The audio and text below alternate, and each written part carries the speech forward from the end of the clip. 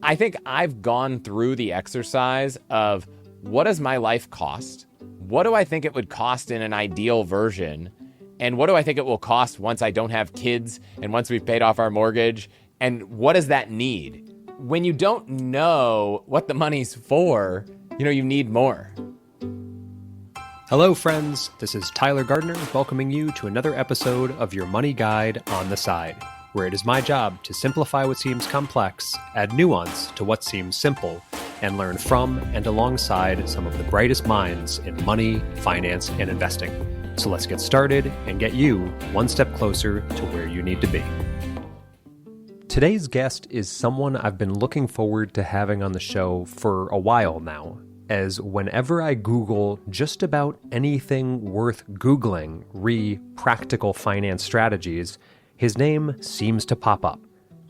Chris Hutchins is the host of the wildly popular podcast All the Hacks, where he explores how to optimize every area of life, from money to travel to health, without spending a fortune. He's been featured in the New York Times, the Wall Street Journal, and CNBC, and his work in the financial independence space even landed him in the documentary Playing with Fire. But Chris's story goes deeper than hacks. He's someone who's built an incredible career and life. Head of new product strategy at Wealthfront after they acquired his company Grove, investor at Google Ventures, co-founder of Milk, acquired by Google, and creator of Layoff Camp. Along the way, he's managed to collect over 10 million points and miles, which gives him more than enough credibility to call himself a financial optimizer. But what excites me most is not his ability to optimize. It's that Chris has reached a point where joy, curiosity, and purpose guide his daily decisions. He's not waking up every day trying to squeeze one more penny out of his portfolio. He's living a life designed around meaning, and the money serves that vision. That's a powerful shift, especially for those of us in our 40s and beyond who want to invest wisely, but also actually live well. In this episode, we'll dig into practical tools, rethinking the 9-to-5 grind, why we might have it wrong when buying health insurance, and even why prepaying for things can bring way more joy than paying as we go. Well, at least for some of us. But more than that, Chris is here as an example of what it looks like to align wealth with life and not the other way around. So grab a notebook because this conversation is full of hacks, but it's also full of perspective. And it is my absolute delight to give you this week's show with guest Chris Hutchins. And before we get into it, if you do enjoy today's conversation, the best way you can help me grow the show is by leaving a quick review on Apple Podcasts. It takes less than a minute, it helps others understand what this show is about, and it really does make a difference in reaching more people who want to build wealth and meaning. Thank you so much, and I appreciate it more than you know. But I want to start where you and I have left off in a previous conversation, not to get too incredibly existential and philosophical right from the get-go, but you and I both produce lots of content for people to think through wealth and meaning and intentional living. So I'm wondering if you could start us off by sharing just a little bit about what that has looked like for you throughout your life. In other words, just to ask the big question, why are we doing this, Chris? What's the meaning of life or wealth to you? So wealth to me started as a way to just keep up in a way. I went to a boarding school and every other kid had a credit card from their parents or like unlimited money and I didn't. And so it's like, how do I get pizza? I don't have the cash to buy the pizza. So I'd try to buy pizzas and sell slices so that I could have a little profit to eat. So wealth to me early on was money that allowed me to do the things that other people could do. I honestly was one of the people who had no idea what I wanted to do. So I just asked around and I was like, what are really good jobs? And a lot of my high school friends were like, oh, really good jobs are investment banking and management consulting. And so I was like, well, I guess I got to go do those things. I bought those books, the Volt Guide to Investment Banking, the Volt Guide to Management Consulting, and I applied for some jobs and I got a job at a management consulting firm and an investment bank. And I went kind of through that path for a few years. And I was like, this sucks. Like, this is life. There were parts of it I enjoyed, but it was definitely not a meritocracy where it's like, oh, if you had a good idea or you could work a little harder, someone might view you as someone with good ideas. No, you were just doing the work that someone else didn't want to do. Straight up, I remember a night where someone said, we've got all this work to be done. Is it okay if you're here till like 5 a.m? And I told my boss, I was like, well, if you have time to help, we could both go home by 2. And he's like, no, not interested in chipping in. This is not a team project. This is you're going to pull an all-nighter and I'm going to go home and do something more fun. Can you unpack a little bit just the idea of what you didn't like about kind of the first roles that you had, right? And what it was about some of the other jobs that you ended up liking? Like, what does it mean to like work versus the things you really did not like initially? Yeah, it's funny how in hindsight, these things can be clear. I was definitely very entrepreneurial and I liked making things. And I don't mean making things like in a wood shop, just like turning nothing into something, whether that is a product, an idea. And I remember in the management consulting firm, we were working for a client that was trying to justify why they should bundle all of the things together to try to charge a higher price. And I remember we came to this conclusion that like maybe it wasn't actually a better deal. Maybe it was actually a worse deal. And the person in charge was like, yeah, I'm trying to make a case that it's a better deal. So let's find some data that shows that it's a better deal. And I was like, this is just performance. We're not here to try to make the company better. We're here for like a mid-level executive VP to try to justify a thing so they can keep their job and look good to the senior executives at the company. And that's not to say all management consulting was like that, but I was on a project that felt like that. What prompted the actual shift? And I ask that because I know countless people, right? Many listeners too, who have probably been in roles like this, not just a couple years out of college, but for 30 to 40 years and have just kind of put up with it. Now, whether that's for the points or staying in the fancy hotels or the nice travel, I don't know. But what is it that got you out of that grind initially and said, I'm out, I'm trying something different? Well, the short answer is that it wasn't my choice and I got laid off. Good answer. But that came from an attitude that I think just didn't work in that environment. We were working on this client. My boss said, how you feel about this work? And I told her, I was like, yeah, this project's not as fun now that this thing changed with the client. And she was so worried that I was going to quit, as if that was even an option. It doesn't matter if you don't like the work. You're still going to do it. 1.5, 2 years out of college, you're grinding. But she came from this nonprofit world and she was like, oh my gosh, if he doesn't like it, he's going to leave. It's like, sure, in nonprofit where you're getting underpaid and like you might need to keep people motivated. Here, the motivator was, I'm traveling, I'm getting paid well. And so she just went to the director of the San Francisco office and said, I think Chris is going to quit. I don't want him on my project. And so I went into an office with a person I didn't know who told me I was getting laid off for reasons that didn't make sense, but had no answers because I'd never met them and they knew nothing about me. You know, it was November 2008, and I was like, okay, well, I guess I don't have a job. I got to figure something else out. And I probably knew the industry I wanted to work in, but I still had no idea what I wanted to do and whether doing it would be something I enjoyed. And did that chapter of your life scare you or excite you or a combination of both? So about maybe 6-7 months before that moment, I was living in New York, and there was this event called Startup Weekend. And this was kind of, let's say 2007, 2008. And I drove up to Boston and I spent the weekend sleeping on the couch of this office where they had an event where from Friday night to Sunday afternoon, people built companies. Not necessarily companies that would take off and be successful, but to kind of go through the exercise of how could you build a thing? And I thought, I loved the internet, but it had never crossed my mind that the internet and a career were kind of the same thing. So I went to this event. And in a weekend, we built an app that you could run on a Windows computer that would remind you to get up and stretch and give you some examples of stretches that you could do so that you weren't just sitting at your desk all day. It went nowhere. I think my mom maybe installed it on her computer, but that was kind of it. But I left that weekend thinking, oh my gosh, like this is a thing people do? Why am I not doing that? And everyone's like, well, everyone in San Francisco does that. That's where you got to go. So I went to my girlfriend, who is now my wife, and said, I'd really love to go to San Francisco. What do you think?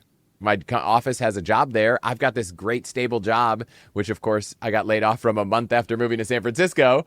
She didn't love what she was doing and she was open to it. And so the goal of moving to San Francisco was to get into the tech world. I just thought it would be a little bit later than 1 month after arriving, that, in the middle of a financial crisis, that I would make that decision. And did you already have a sense of what you wanted to build after that first app? No idea. All right. I just wanted to build. Like, I had a sense that I wanted to be a part of making things on the internet. I loved it. Now, the reality was I didn't have a skill that necessarily made sense. So when I ultimately tried to get a job at these startups, I was just, hey, can you hire me? I will do anything. Slowly but surely over the next 4 or 5 years, it kind of all came together. How did you go about, so I'm actually going to challenge you on this one in a good way of, you say that you had no skill, and yet it sounds like you were very good at marketing yourself. And I think right now we're, especially with Gen Alpha, going through a relatively difficult phase of like trying to crack into some of these industries, especially tech.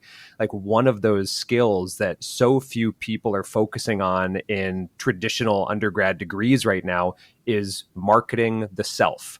How did you go about doing that? Like, you're in San Francisco, you're going to need another paycheck, and you say, look, like, I don't necessarily know what the skill is I'm bringing to the team, but I'm confident that I'm excited about it and I want to sell myself. What were some of the techniques you used? As someone hiring an employee at a small company, let's assume they have to have the ability to do the job. But assuming they have the skills to do the job, there is no better second skill than just an extreme amount of passion for what your company does.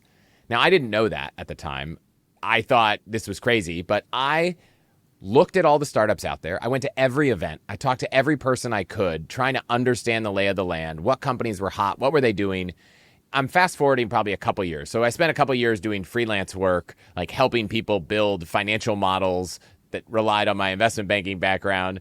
My wife and I traveled around the world for 6 months, but I went to South by Southwest, which at the time was a kind of small interactive tech conference. The tech part of it was small. And I was just meeting companies. And I was like, wow, there's this company called Simple Geo. Everything was firing on all cylinders. They were trying to take advantage of location. The iPhone 3GS had just come out. I was a nerd about mobile phones. I was someone with like a Treo Windows phone in college. I thought something cool could happen here. And they had assembled a team that was just going to build all the infrastructure to make the future of location-based apps possible. So I put together a PowerPoint presentation of everything I could gather about that industry. And I had met one person who was an investor in this company. And I said, I put together this presentation. I'd love to deliver it to the founders if there's any way you could make it happen. And he was like, well, there's a board meeting in our office next week, and I'll ask them if they'll stick around for 5 minutes if you want to stop by. And I walked in and I was like, here's my presentation. Here's why this is going to be an amazing industry. Here's what's going on. And they were like, yeah, we know all this. This is silly, but who is a person that would take a dozen hours to put together a report on an industry? They don't even have the job. And they ended up hiring me to do what was called business development. I didn't know what that was. I was probably 6 months before I even figured out what it was. But at the end of the day, it was try to figure out how you could take a product and sell it, which it turns out overlapped a little bit with my skill of trying to figure out how I could take a product myself and sell it. And so that company didn't end up working, but I realized that the role of business development, and then ultimately while working there, I did a bit of product management. The kind of bridge between the technical and the consumer seemed to be a skill that I had, given that I had enough technical understanding that I could sit down with an engineer and understand what we could build. But I spent enough time thinking about it from the consumer side that we weren't building things that just didn't make sense. And did you have a good team of mentors there, or were you largely self-motivated? Because it obviously sounds like a lot of this is self-motivated, self-taught. How did you go about learning what is business development? Like, what are the things I actually need now that I'm in this role? Because obviously we've all heard fake it till you make it. And so did you scramble once getting the job, and what resources did you find, whether that was people or apps or systems that you then utilized to give you some added credibility in this space? I had one friend who I'd met who was basically on the exact same career path I was, but a year before. But at the end of the day, it was, I'm going to do everything I can to learn. I'm going to ask all the questions of everyone. I'm going to go to every event. I'm going to talk to everyone I can in the spirit of learning and adding value. And that turned into a reputation, I guess, of like, Chris will just do anything, like whatever it takes to get done. And so when that company stopped growing and ultimately didn't work out, another person in the industry reached out to me and said, hey, I'm looking for someone to join this company. We're 6 people. And I just need someone that could do all the things. They had asked around through their network, and people were like, Chris is willing to do anything. And it turns out that if you're really excited about what you do and you put in a lot of energy, almost anything is possible. Like, you can't make the company successful if it doesn't work, but you sure can stand out in an industry. And to loop this back, where does money now kind of come back into this conversation of, I can even just tell by the way you're answering these questions that there was clearly an excitement joining this type of spirit, right? And joining this entrepreneurial group that was building something that you were interested in. But at the same time, you're now living in San Francisco on first one income and now hopefully more. But how did that fit in with the world of new and young companies? Were you just getting a lot of stock options, or were you actually getting enough to live in the Bay Area and not feel terrified that at any moment your passion is not going to fund the plumbing and the heat and the rent? Yeah, I think I was making enough between my wife and I that we weren't worried about paying the bills. None of the companies at this point in my life had been successful, so the stock options weren't worth anything. Honestly, I think a reflection that I haven't really thought about until this moment is, for a few years, money wasn't a thing. I wasn't thinking about building wealth. I wasn't thinking about saving. In the old world, I was, how do I make enough money so I never have to do this terrible job? In the new world, I just loved what I was doing. Like, I didn't care. I wanted to get paid as much as I could, but if it was less than I wanted, I took the job because I thought I could accelerate my learning by joining a small company and figuring it out. And if it was successful, sure, I knew that there was upside in having equity, but it almost doesn't matter how much you're making as long as you can pay the bills and save a little if you love what you're doing. But then the flip thing happened, which was none of the companies were working. It was a series of, well, I love this industry, but I keep joining these startups and the startups fail. And we ended up working at Google for a bit, and Google felt a bit to me more like the old version of companies, where it was like you're just building the vision of a person and no one, you don't get a lot of opinions. I tried to hand it venture capital, and I don't know if it was imposter syndrome, but I just felt like, well, I'd never actually been successful building a company. How could I be an investor helping other people build companies?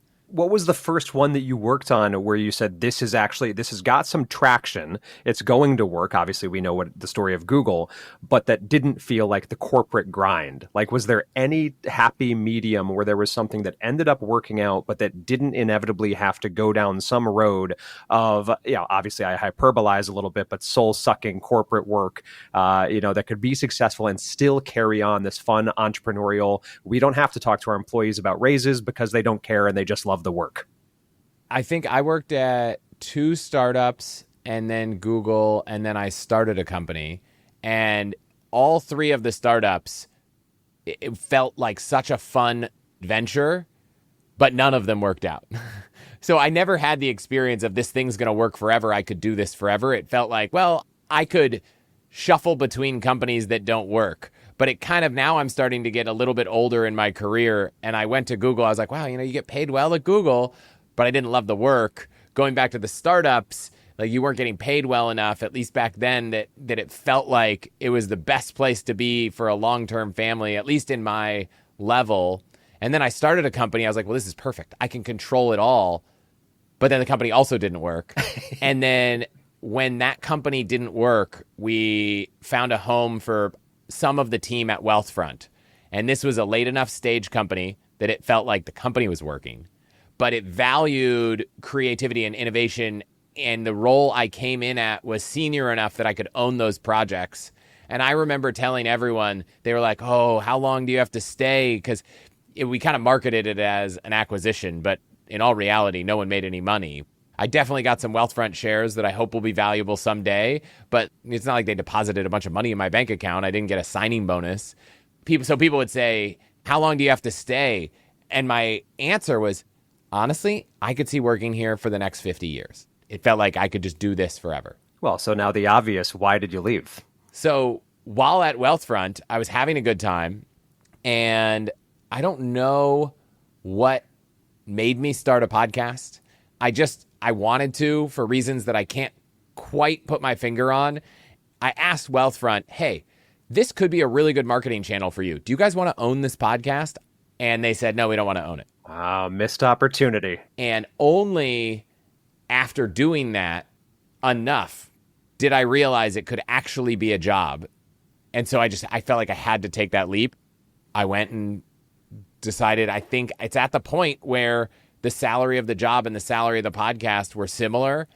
And I just felt like I had to see it through. And you reflect a little bit here on the fact that your podcast became, for all intents and purposes, sustainable financially, but also potentially successful when others might not be. And all we need to do is look at the numbers and realize that, correct, the majority of the 4 million live podcasts today are not lucrative enough to allow people to pivot, especially with a child, especially Bay Area, et cetera, to make it full time.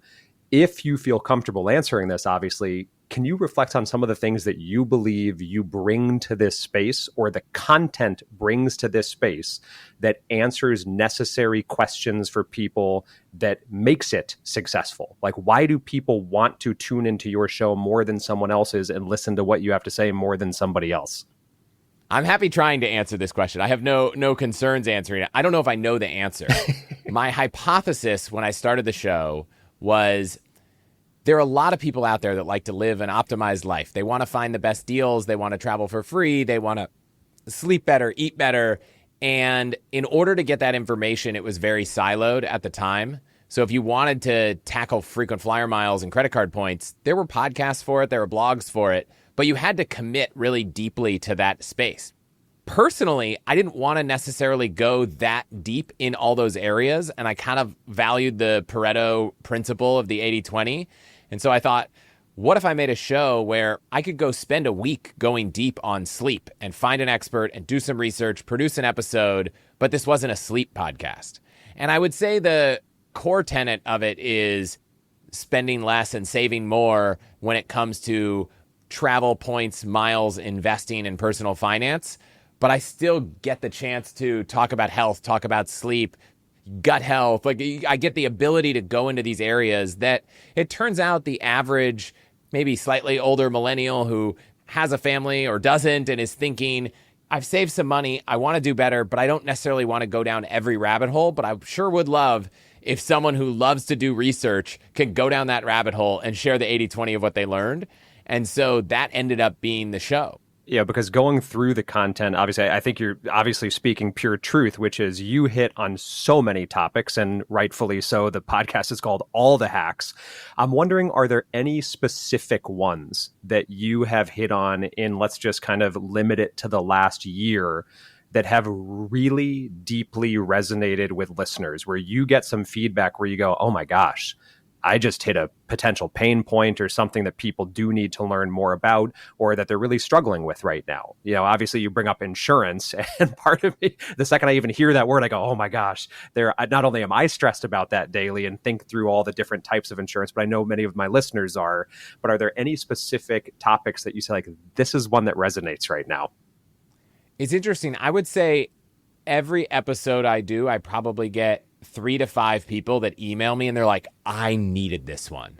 Sometimes that's an episode that is not the most popular, but it seems like every single one has that answer. And we did this survey once about a year and a half ago where I said, what was one of the most memorable episodes that was the most meaningful to you? And at the time, I think we'd done 150 episodes and we got about 1,000 responses, but it was like 130 of 150 episodes were one person's favorite. Wow. Someone emailed me the other day. I did an episode and we talked about negotiation. And they said, I was in the middle of a really big business negotiation. I didn't feel great about it. I used some of these tactics. Those tactics made me $500,000. That negotiation episode, it didn't perform as well as some of the others. But for one person, it's really, really meaningful. And so that keeps me going on all the topics. Yeah. Every now and then you have someone who says something kind of controversial or kind of wildly mindset changing. We've both done an episode with Bill Perkins, and I think the Die with Zero philosophy really made me think differently about how I'm saving. And your episode on the 4% rule made me push back on all my kind of inner frugality and financial independence roots. Why do you think I made that one? I made that one so I'd challenge myself on all that, my frugality. I did do an episode earlier this year that was, I reflected on about 200 something episodes. I just tried to pull out my top 50 takeaways. And so that would be a good place to start, but I don't have a perfect answer. That's a great answer. And I know that one of the ways that I always learn myself, and this is a very selfish component of doing a podcast, is I learn through teaching others and I learn through talking through ideas, right? One of my favorite old Oscar Wilde quotes is, and I'm paraphrasing here, but it's something along the lines of, until I have contradicted my own thoughts 3 times, I have not thought deeply enough about a topic. So are there any topics that have evolved for you? One that you reference is obviously Bill Perkins and kind of the art of living more in the moment potentially. But are there any other topics that have evolved for you over the years and that you now process differently than you might have a year or 5 years ago? First off, while I love that quote, I will advise people that it is not always the best for a healthy relationship with a partner, because my wife will often say something and I'll be like, well, let's challenge this. Let's really make sure this is right. And I'll challenge her completely from one side. And then she'll be like, I totally see you. Let's do it that way. And then I flip sides and I'm like, no, that was a terrible idea. And it leads to a lot of annoying arguments.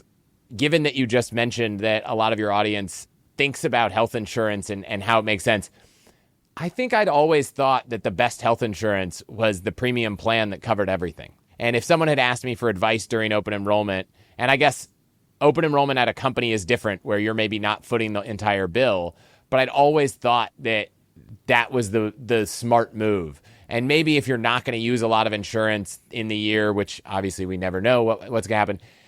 And then I ran the numbers. And this is speaking mostly to the policies available on the exchanges in California.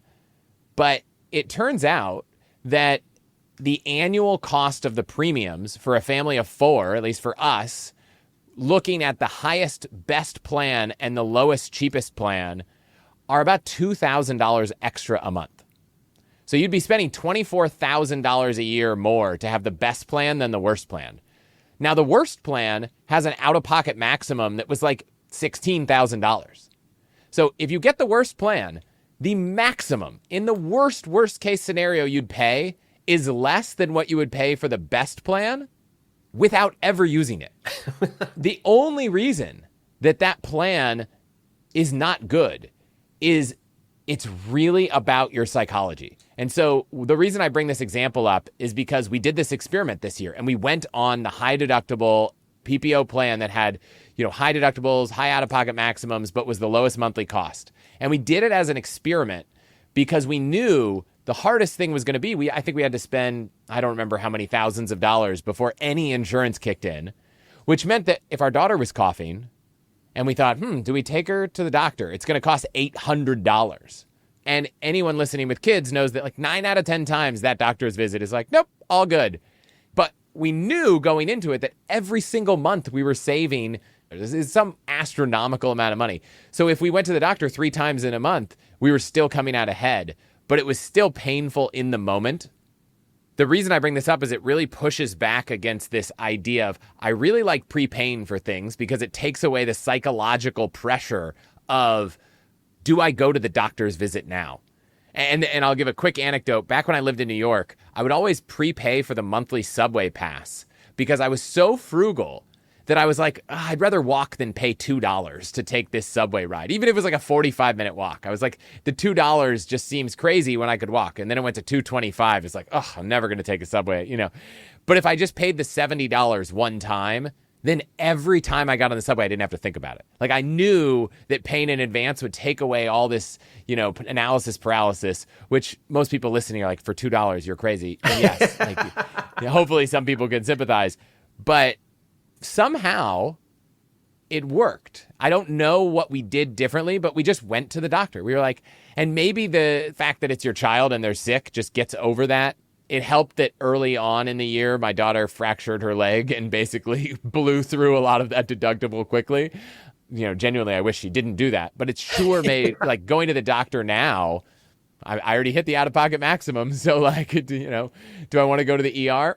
Not going to cost me anything. Yeah, no, you're speaking my language with the prepayment. That is probably the number one thing that both I've heard from you, but also have employed in my own practice. And same thing, it's probably the only way that I actually allow myself to spend what I'd like to spend is by prepaying. And then everything somehow seems way more affordable if I just rip the Band-Aid once. Right. But one thing you just said in that answer about insurance is a lot of people are driven towards kind of getting the lower deductible plans and the premium plans because we never know. And I'm really intrigued about that overarching psychological wiring and how it informs so much of what we do on a daily basis, whether it's investing, accumulating, insurance premiums, etc. How do you feel like that applies to our desire for more money, just to keep accumulating money? Like this idea of we never know. How does that relate? I feel like I'm going to regurgitate things that you've told me. But when you don't know what the money's for, you need more. I had a conversation with a friend yesterday. He's like, I don't know why my target net worth number is this number. I just feel like it is. And I asked him, I was like, have you done the exercise of how much money you actually need to live the life you want? And he's like, no. And I'm like, oh, okay, well, guess what? When you do that, you'll probably realize that number is way too much. You mentioned when you were on my show that, you experimented once flying business class and it wasn't, all it was cracked up to be. Big letdown.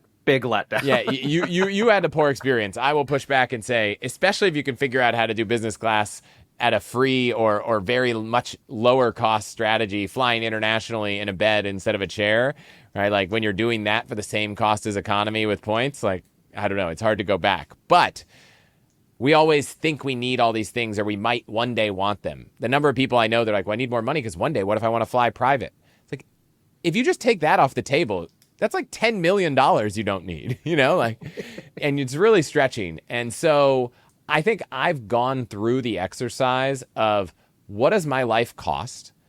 What do I think it would cost in an ideal version?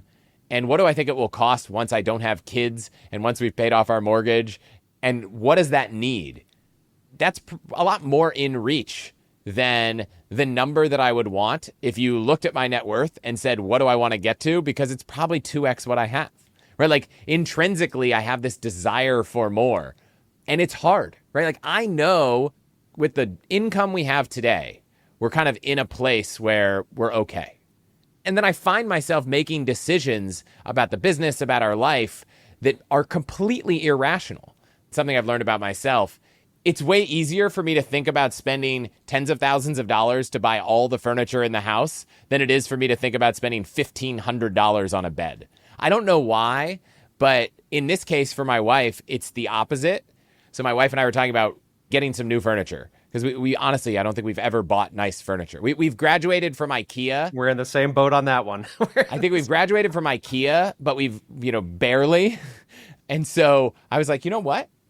Why don't we just come up with a number that it costs to buy all the furniture? And I'm happy to give you opinions on individual pieces. Just don't tell me how much they cost. Like, I don't even want to know. Like, I've understood myself that I'm almost, like we talked about earlier, pre-buying the furniture by just saying, let's commit to this one total amount. And then I don't have to think about it on an item by item basis. And so I don't need to make all the individual decisions on prices because it'll drive me nuts. And really, it'll drive her nuts when I talk about it. Well, I want to shift just in kind of the closing minutes here. I want to shift a little bit because, again, I mean, I could talk to you for hours and pick your brain about the hacks, but I'm going to go into something that I did a couple weeks back with a guest, Tess Waresmith. We did a lightning round, and I would love to get just your quick take on a couple hot topics, and don't think about them. We don't need to elaborate on them, but just a yes or no, what would you do, or what was the experience like? Because again, I know how much you have to offer and how much you've thought through all of this. So to start it off, best purchase under $100 you've made recently and why? An ultrasonic cleaner for my final trays for my Invisalign that I wear every night. And it's like, just the hassle of throwing it in a cup with a little cleaning thing or brushing it with a brush, just so great. I bought one for my wife and she loved it, and then I bought one for myself. I didn't buy the fancy brand dental pot. I bought the Amazon one that was $40, but awesome purchase. Most overrated piece of financial advice you've ever heard?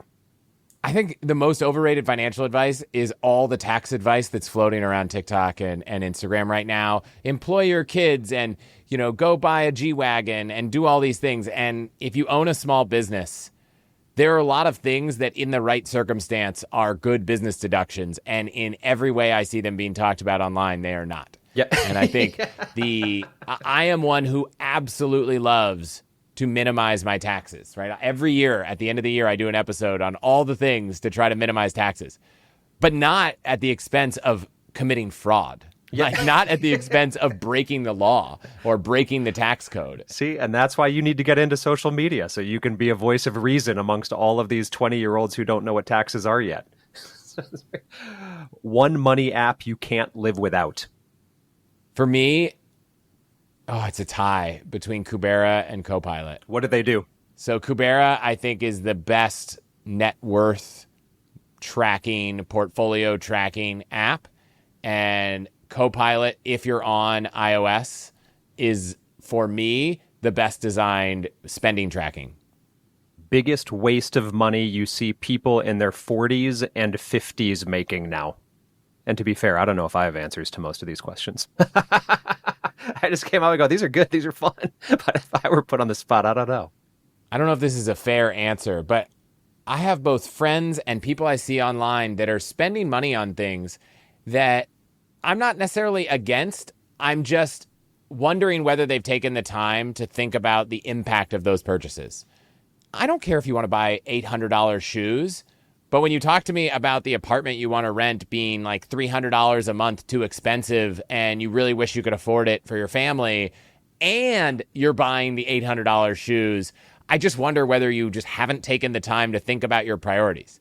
And so I don't care if you want to spend money on whatever it is that you love and what brings you joy, but I often feel like people are doing that without taking the time to think about what are the things that actually bring them joy.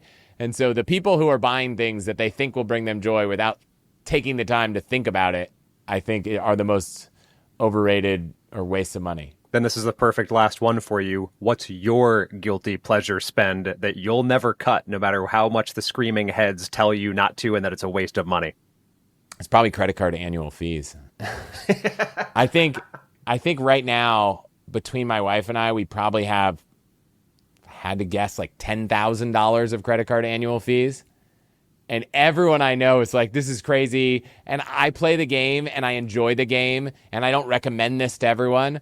But I know so many people who hate credit card annual fees. And I think for the most part, if you play the game right, you can make up for almost all of them. There are a few where I'm like, no, that fee is not worth it. But for the most part, I will gladly pay an $800, $900 annual fee. I don't know if there's a $900 one yet. I think Amex is going to launch one before the end of the year. But it keeps creeping up. I'll pay whatever the annual fee is if I've taken the time to know that I can get the value out of it. But on the flip side, I know so many people who pay the $695 annual fee for an Amex Platinum card and don't use any of the benefits. And that card, by the way, is not a card for spending. Like the Amex Platinum card is one of the worst spending cards out there, but a great benefits card. My wife and I each have, between the personal and the business, I think we have 5 Amex Platinum cards, and that's a story for another day. But we don't put money on them because it's a terrible way to earn points and get rewards. But the benefits of having them, the sign-up bonus from opening them, were worth getting them. Well, now you've obviously prompted me to want to ask about 10 follow-up questions, but I'm going to save them because I want you back on the show very soon where we're going to unpack $10,000 worth of credit card fees and what you get for $10,000. That's awesome. I love it.